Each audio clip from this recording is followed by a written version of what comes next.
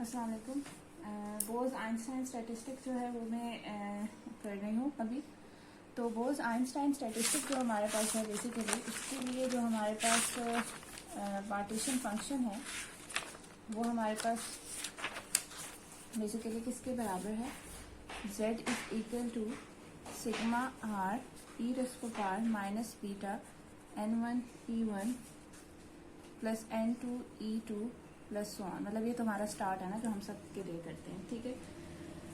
तो जैसे हम पहले भी बहुत दफ़ा ये डिस्कस कर चुके हैं कि तो बोज आइंस्टाइन स्टैटिस्टिक हमारे पास जो एन आर की वैल्यूज़ हैं, ठीक है, number of particle in state 1 2 3 and so on, वो हमारे पास 0 1 2 3 एंड सो ऑन है फॉर ईच आर, ठीक है। एंड अनलाइक द फोटॉन्स हमारे पास यहाँ पे एक रिस्ट्रिक्शन है। फोटॉन स्टैटिस्टिक का केस जो हमने देखा था उसके अंदर हमारे पास कोई रिस्ट्रिक्शन नहीं थी और उसमें हमने बहुत easily partition function and average number of particle and dispersion calculate कर ली थी। इस केस में हमारे पास जो कंडीशन है वो ये है कि हमारे पास ये रिस्ट्रिक्शन है, ठीक है। रिस्ट्रिक्शन ये है कि नंबर ऑफ पार्टिकल्स जो हैं हर स्टेट में उनका जो सम है वो आपके पास टोटल नंबर ऑफ पार्टिकल के बराबर होना चाहिए। जो एन कैपिटल एन है बेसिकली वो आपके पास is the total number of particles of a gas।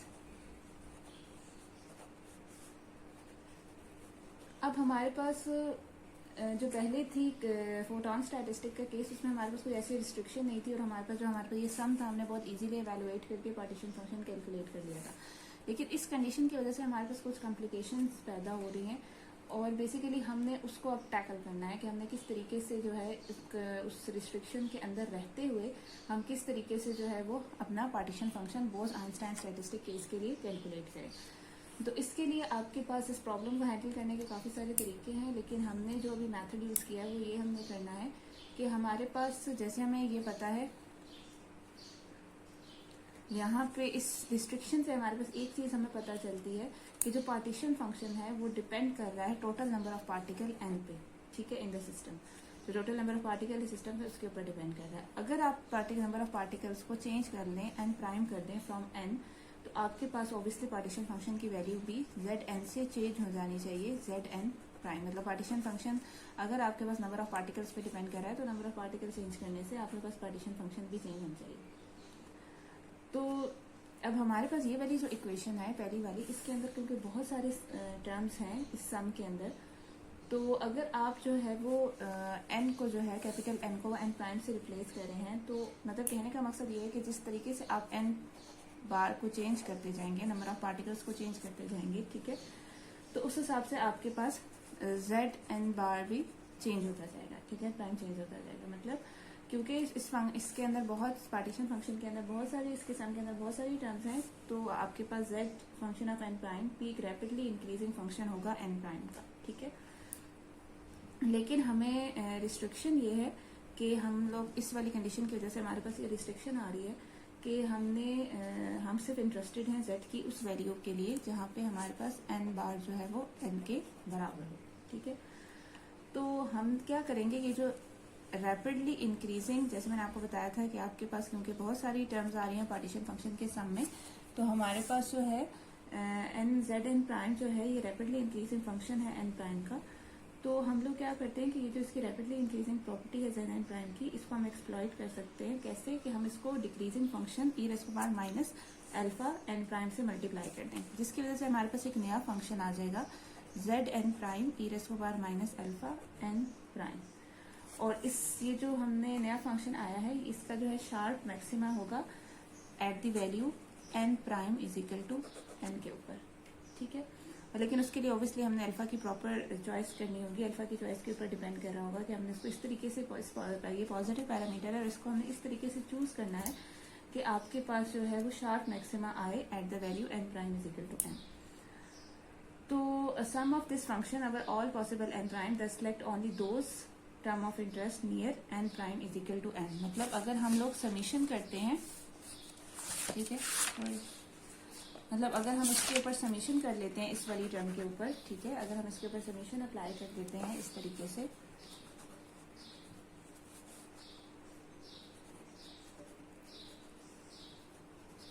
तो ये समीशन जो है बेसिकली आपको ये क्या कह रहा है कि ये अब ये तमाम possible values of N prime के आप जितने भी पॉसिबल वैल्यूज़ ले सकते हैं उसके ऊपर हमने समेशन किया है, लेकिन ये सिर्फ उन वैल्यूज़ को सिलेक्ट करेगा जो कि हमारे इंटरेस्ट मतलब n prime is equal to n के करीब करीब है।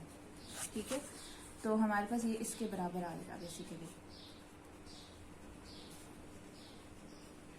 अब इस बात का क्या मतलब है, इस बात का ये मतलब है कि आपके पास जो है ये जो राइट हैंड साइड में हमारे पास आया है, ये हमारे पास मैक्सिमम वैल्यू, ठीक है, इस सम की मैक्सिमम वैल्यू और multiply by the width delta star n of its maximum, जो हमारे पास उसकी पीक आ रही है उसकी विड्थ, और वहाँ पे हमने ये सपोज किया है कि ये जो डेल्टा स्टार एम है ये काफ़ी लेस है as compare to total number of the particle.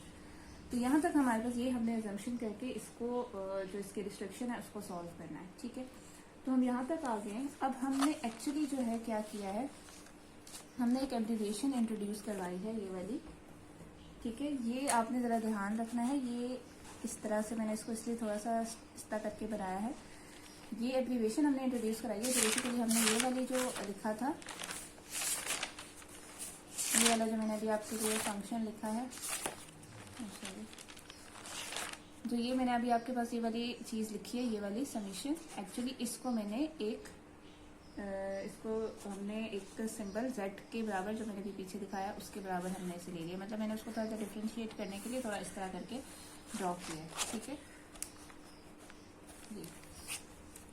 ठीक है, तो बेसिकली ये हमने इंट्रोड्यूस करवाया। ठीक है, ये हमने एक एब्रिविएशन जो हमारे पास है उसको इंट्रोड्यूस कराया, एंड देन फिर अब हमने क्या किया कि ये वाली जो हमारे पास इक्वेशन आई है, इस इक्वेशन को हमने इसका जो है वो बेसिकली इस इक्वेशन का हमने लॉग ले लिया।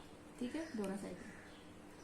तो आपके पास जो है इस वाली इक्वेशन, या फिर आप इस वाली इक्वेशन का अगर आप लॉग ले लें, ठीक है, दोनों साइड के ऊपर, या फिर आप इसको यूं सपोज कर लें, इसको मैं आपको दिखा देती हूँ कि किस तरीके से ये आएगा।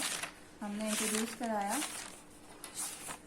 एक फंक्शन z, ठीक है, जो कि बराबर है हमारे पास तो इस तरीके से sigma n prime z n prime e raise to power minus alpha n prime. इसका जब मैंने दोनों साइड पर लॉग लिया, ठीक है, अब ये वाली साइड किसके बराबर थी, इसके बराबर z n e raise to power minus alpha n del star n prime. ठीक है, तो ऑब्वियसली इसके ऊपर आपका प्रोडक्ट रूल अप्लाई हो जाएगा। क्या हो जाएगा, L of Z N plus L of E raise to power minus alpha N plus L of del star N bar. ठीक है, तो ये आ जाएगा L of Z N minus alpha N plus L of del star N bar. ठीक है, तो यहाँ पे ये वाली जो टर्म है बेसिकली इसको इग्नोर कर लिया, क्योंकि ये हमारे पास नेग्लिजिबल है compare to the other term जो कि आपके पास फंक्शन है कैपिटल एन का। तो बेसिकली अब आपके पास ये जो आ गया, ये वाली जो चीज़ है लॉग ऑफ दिस, ये बराबर हो गया l of Z N minus alpha n, इसके बराबर हो गई। ठीक है, तो बेसिकली यहाँ पे यही मैंने लिखा हुआ है कि ये जो मैंने इसका लॉग जब ये मैंने आपको दिखाया, एंड देन फिर इसकी जो वैल्यू थी वो मैंने पुट की, ठीक है, जो कि इसके बराबर थी, एंड देन फिर मेरे पास ये इसके बराबर आ गया। ये चीज़ यहाँ तक आई थिंक क्लियर हो गया। ठीक है, अब इसमें ये वाला जो है बेसिकली ये आपके पास जो है एक ग्रैंड पार्टीशन फंक्शन है, ये जो मैंने सिंबल यूज किया ये वाला। ठीक है, ये ग्रैंड पार्टीशन फंक्शन है, और आपके पास अब इससे फ़ायदा क्या हुआ है, इससे फ़ायदा हमारे पास ये हुआ है, ये जो हमने एक नया फंक्शन ये वाला इंट्रोड्यूस कराया है, ये हम इसमें अब इजीली सम परफॉर्म कर सकते हैं, और इसमें अब हमारे पास ऑल द पॉसिबल नंबर के ऊपर हम इसका सम एक्सटेंड कर सकते हैं विदाउट एनी रिस्ट्रिक्शन। ठीक है, तो ये हमें इस अजम्पशन से हमें ये फ़ायदा हो गया कि हम क्या करें, इजीली परफॉर्म कर सकते हैं सम को over all the possible number without any restriction. तो इसको हम कहते हैं ग्रैंड पार्टीशन फंक्शन।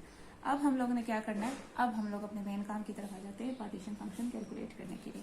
तो हमने क्या कैलकुलेट करना है, अब ये चीज़ हमने एवेलुएट करनी है। अब हमारी ये चीज़ है, तो ये चीज़ जो है वो हमारे पास किसके बराबर थी, इस सॉरी अगेन, हाँ, हमारे पास अब ये वाली चीज़ जो है वो हमारे पास किसके बराबर थी, अब यहाँ पे बाकी सब कुछ वही आ गया है, ठीक है, लेकिन यहाँ पे हमारे पास इसके बराबर थी ना, मेरा दोबारा लिख देती हूँ, बार इसके बराबर थी, ठीक है हमारे पास, और इसके अलावा ये कि, और ये किसके बराबर था, इटसेल्फ इसके बराबर, ठीक है।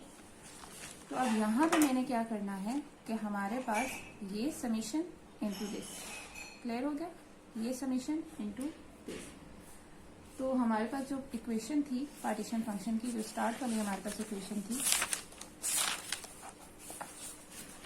ये वाली, उसमें एक और फैक्टर आ जाएगा e raise to power minus alpha n वाला, ठीक, ये वाला फैक्टर आ गया।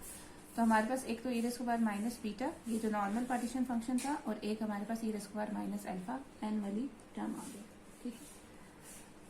तो अब ये जो है ये सम है over all the possible value of n r, तो हमारे पास एन आर की जितनी पॉसिबल वैल्यूज थी उन सबके ऊपर सम है विदाउट एनी रिस्ट्रिक्शन।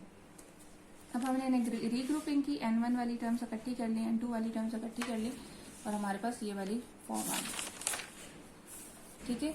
उसके बाद हमने क्या किया कि ये जो है बेसिकली आपके पास ये वाली जो चीज़ है ये प्रोडक्ट है जो सिंपल ज्योमेट्रिक सीरीज का।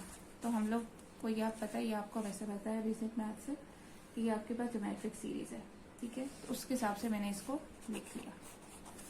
फिर अब मैंने इसका लॉग लिया। अब लॉग लेने का भी बहुत आसान है, क्योंकि अब इस तरह की बहुत सारी टर्म्स जो है इनका प्रोडक्ट हो रहा है, ठीक है। इसमें आपके सपोज आपके पास सम ऑफ ऑल आर के ऊपर सम हो रहा है, ऑल पॉसिबल स्टेट्स के ऊपर सम हो रहा है, ठीक है।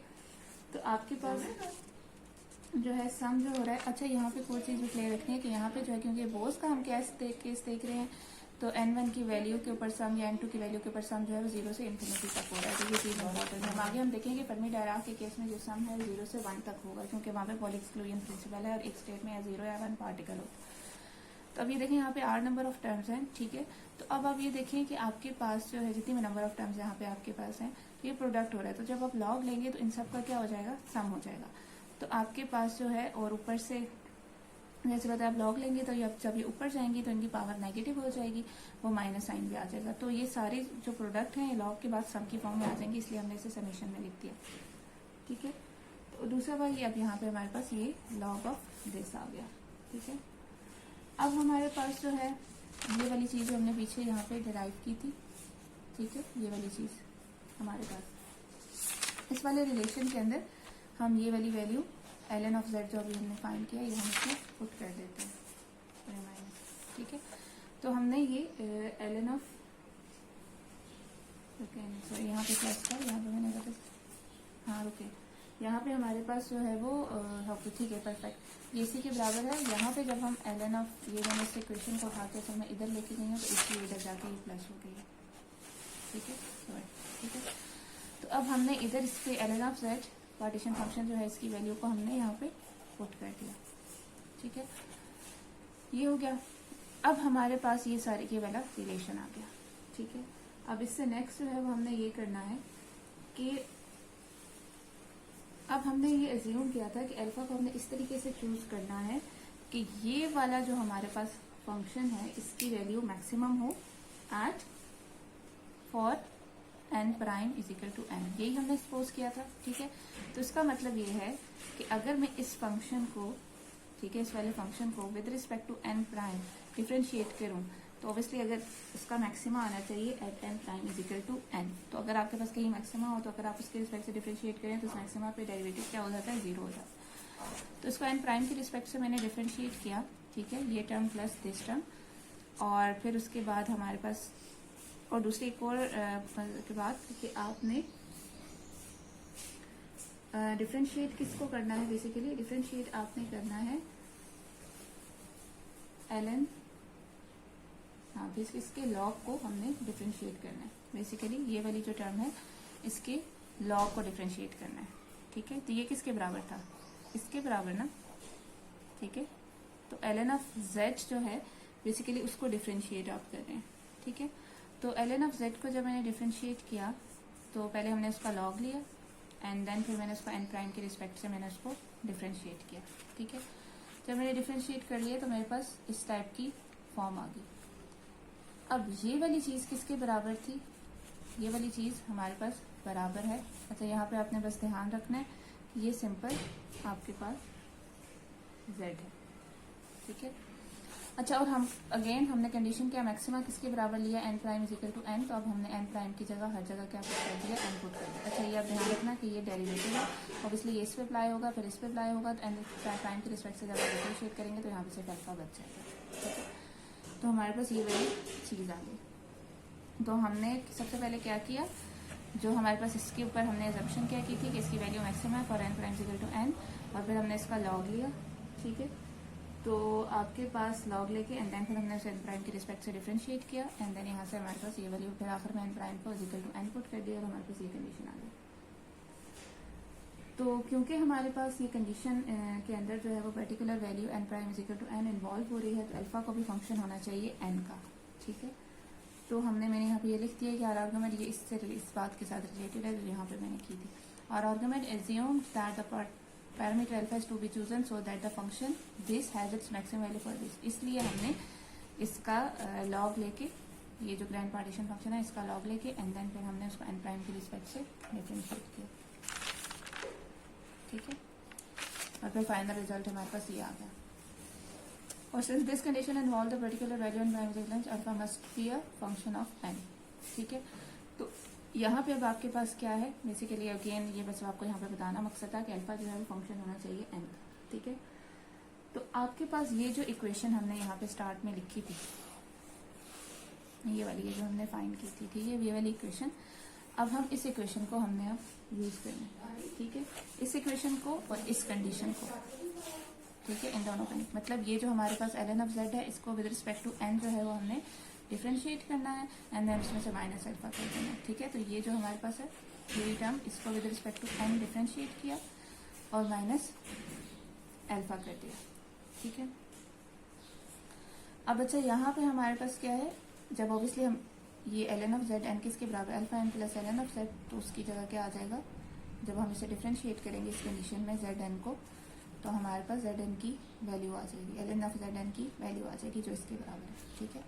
अब हम इसे डिफरेंशिएट करें, जब हमने इसे डिफरेंशिएट कर लिया, ये सारे स्टेप्स आप देख लेना, ये इजी है, कुछ भी ऐसा नहीं है इसमें, तो हमारे पास फाइनली जो है वो ये वाली टर्म आ जाएगी। तो हमारे पास ये चीज़ हमने कहा 0 हो गई, ठीक है। यहाँ से हमारे पास एक कंडीशन आ गई, ठीक है। तो हमने यहाँ से बेसिकली इस वाले जो है वो फंक्शन से हमने स्टार्ट किया था। अच्छा, अब ये वाली जो चीज़ है अगेन, अब हम इसे मज़ीद थोड़ा सा सॉल्व करें, मज़ीद इसको हमने ऐसे सॉल्व करना है कि ये वाली चीज़ हमने अब फाइंड करनी है, ठीक है। तो ये वाली चीज़ फाइंड करनी है, तो ये ln ऑफ z n जो हमारे पास, अच्छा ये वाली देखिए, आपने जहन में रखना है कि यहाँ पे ये चीज़ इसके बराबर है, ठीक है, ये चीज़ आपने ध्यान में रखना। तो अब हमारे पास इस वाली चीज़ को सॉल्व करें पहले, यहाँ से हमने एक्चुअली ये निकालेंगे। तो ये वाला रिलेशन जो भी मैंने पीछे आपको बताया ये वो है, इसको विद रिस्पेक्ट टू अल्फा जो है वो आपने डिफरेंशिएट कर लिया, ठीक है। रिस्पेक्ट टू अल्फा डिफरेंशिएट किया, आपके पास जो है वो ये चीज़ आ गई, ठीक है। और यहाँ से अब आपके पास क्या है, ये यहाँ से यहाँ तक आपको समझ आ गया कि इसको मैंने with respect to alpha differentiate किया, यहाँ पे अल्फा के साथ ये n बच गया प्लस दिस वाला डेरिवेटिव, ठीक है।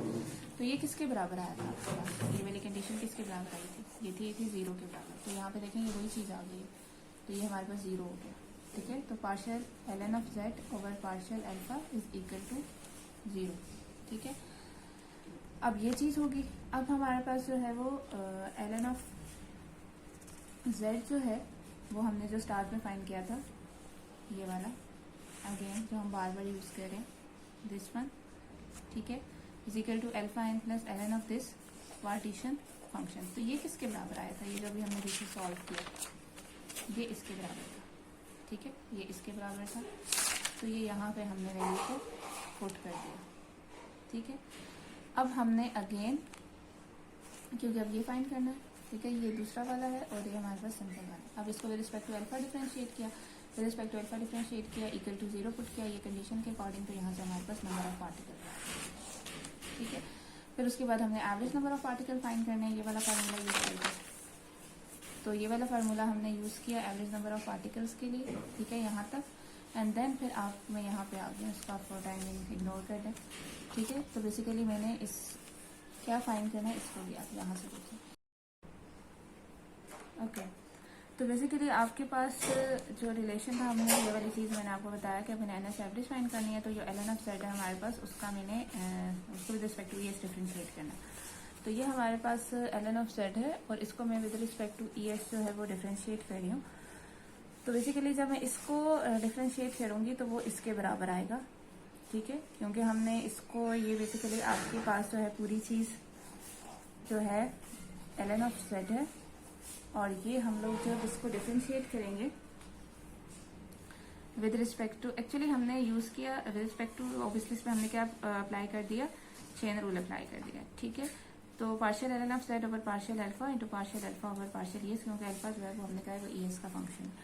अब जो ये वाली टर्म है, इसको with respect to e S जब आप डिफ्रेंशिएट करेंगे, तो इसको with respect to e s differentiate करेंगे, तो अगेन वही बात है कि आप क्योंकि सिर्फ ई एस जो पर्टिकुलर स्टेट एस है, सिर्फ उसकी एनर्जी के रिस्पेक्ट से आप इसे डिफरेंशिएट कर रहे हैं, तो बाकी सारी जो टर्म्स हैं उनका derivative with respect to e s जो है वो जीरो हो जाएगा, सिर्फ वो वाली टर्म सर्वाइव करेगी जहाँ पे एनर्जी ई एस है। इसलिए समीशन खत्म हो गया, सिर्फ ई एस वाली टर्म सर्वाइव किया, ठीक है। तो यहाँ तक ये आपके पास आ गया, ठीक है। अब कंडीशन ये है कि ये देखें partial l n of z और पार्शियल ओवर पार्शियल अल्फा जो है वो यहाँ पे हमने किया था जीरो के बराबर, तो ये वाली टर्म हमारे पास जीरो आ जाएगी, तो हमारे पास एन एस एवरेज की वैल्यू के लिए सिर्फ ये वाली टर्म जो है वो बचेगी। तो हमारे पास एन एस एवरेज जो है वो यहाँ से इसके बराबर आ जाएगी, ठीक है। और यहाँ पे फिर अगेन एन एस एवरेज हमारे पास सिर्फ इसके बराबर बच रही है। तो हम अगर देखें तो हमारे पास जो नंबर ऑफ पार्टिकल्स आए थे वो किसके बराबर थे, इसके बराबर, ठीक है। ये हमारे पास नंबर ऑफ पार्टिकल्स आए थे, तो ये चीज़ क्या आई है, ये चीज़ आई है एन एस एवरेज, मतलब पर्टिकुलर स्टेट एस के नंबर ऑफ पार्टिकल की एवरेज। तो इसी तरह ये तमाम स्टेट्स आर के लिए हो जाएगी, तो हम इसे लिख सकते हैं कि ये हमारे पास बराबर है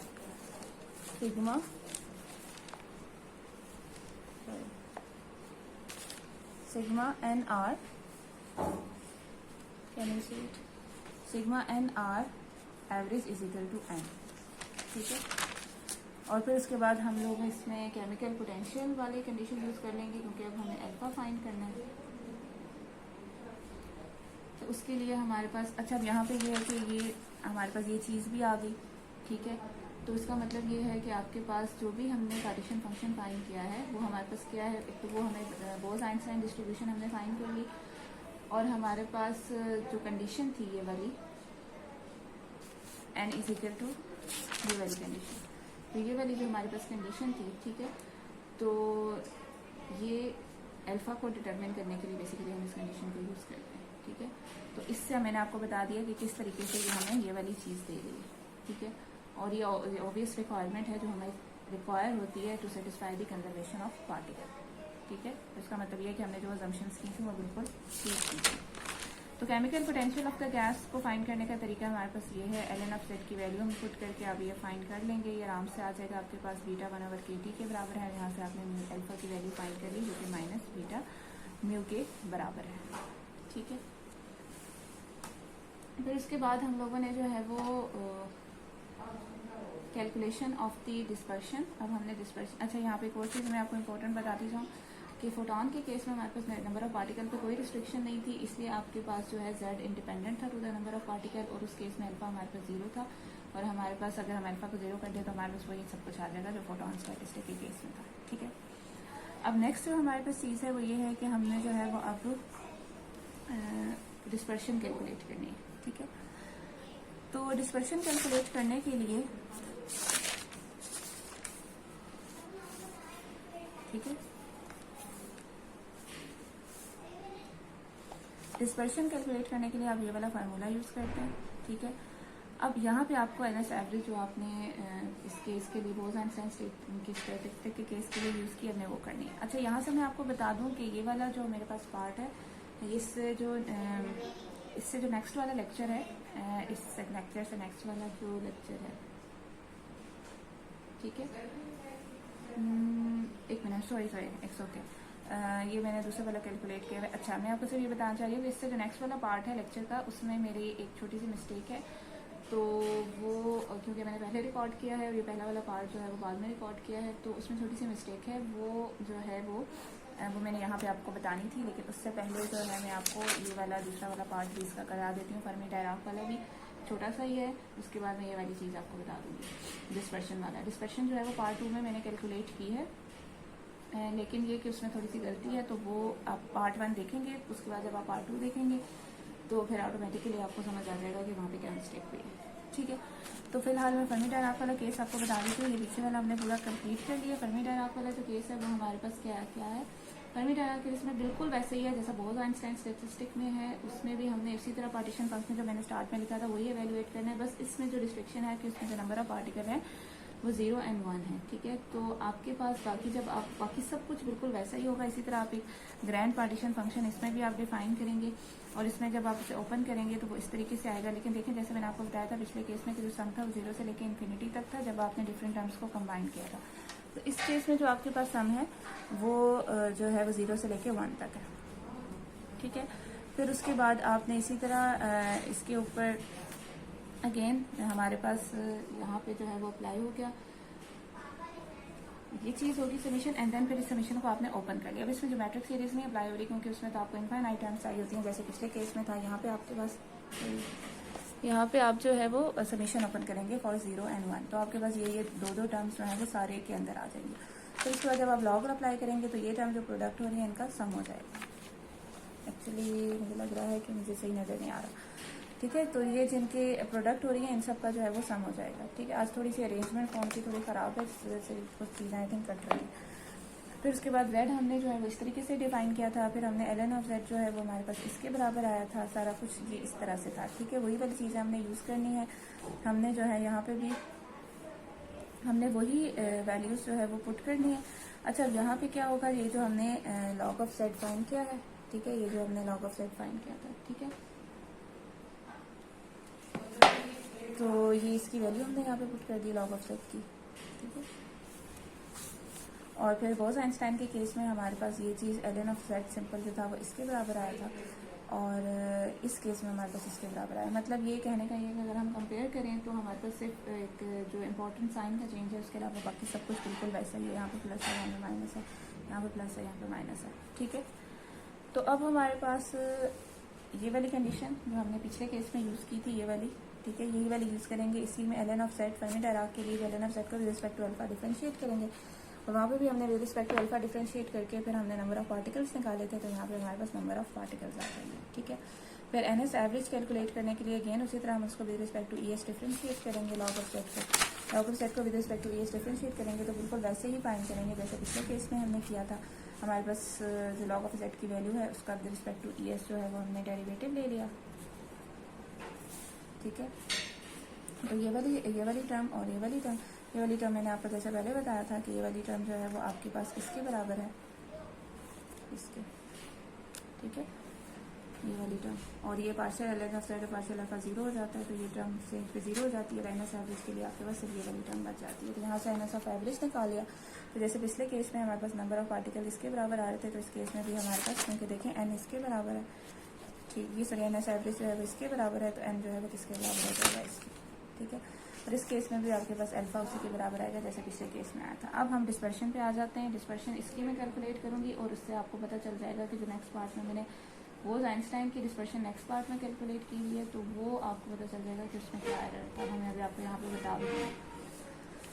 तो बेसिकली आपके पास जो है वो डेल्टा एन एस एवरेज का फार्मूला ये है, आपने ये फार्मूला यूज़ करना है। फिर जो भी आपने एन एस की वैल्यू कैलकुलेट की आपने वो यूज़ करनी है, with respect to e s differentiate करना है। अच्छा, जब आप with respect to e s differentiate कर रहे होंगे तो आपने सिंपल जैसे डिफ्रेंशिएट करते हैं वैसे ही करते हैं। इंपॉर्टेंट चीज़ जो है वो ये है कि जब आप ऑब्वियसली आप अंदर वाली टर्म को जब आप डिफ्रेंशिएट करते हैं, ठीक है, इस केस में जैसे आपके पास अंदर वाली टर्म को जब आप डिफ्रेंशिएट करेंगे तो ये वाली टर्म आप डिफ्रेंशिएट करेंगे with respect to e s, तो आपने ये ध्यान रखना है कि अल्फा भी ई एस का फंक्शन है। ठीक है, तो अल्फा को आपने इग्नोर नहीं करना कि आपने अल्फा को एज अ कांस्टेंट लेके आप बाहर निकाल लें। तो आप इन दोनों को मैंने अलहदा कर लिया पहले, क्योंकि इनकी पावर ज़्यादा हो रही थी, तो मैंने इन्हें प्रोडक्ट के फॉर्म में लिख लिया।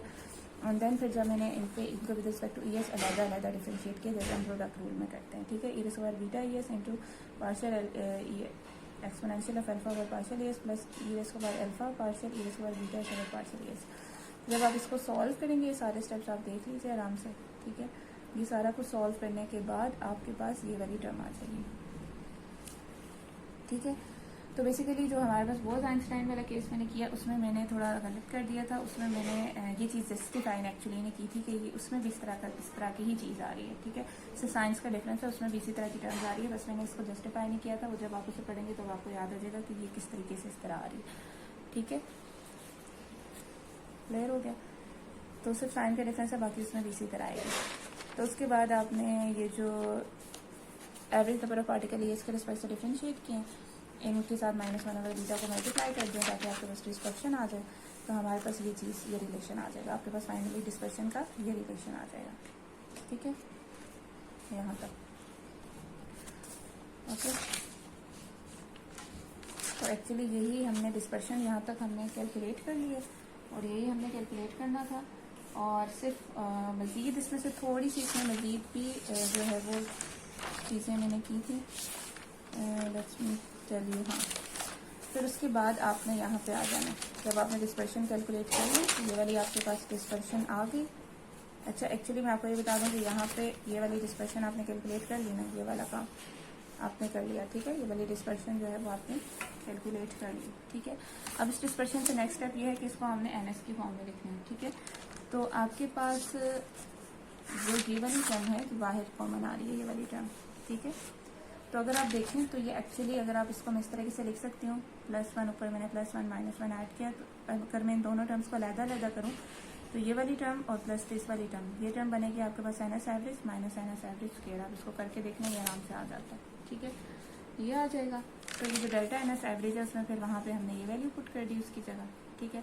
तो अगर आपके पास पार्शियल अल्फा और पार्शियल ES, जैसे आगे आप आइंस्टाइन के केस में देखेंगे, पार्शियल अल्फा और पार्शियल ES जो है वो 0 हो जाता है अगर अल्फा की वैल्यू वो स्मॉल हो। तो फिर आपके पास ये अप्रॉक्सीमेटली जो है वो इसके बराबर आ जाता है। और फिर अगर आप रिलेटिव डिस्पर्शन कैलकुलेट करें तो वो इसके बराबर आ जाता है, ठीक है।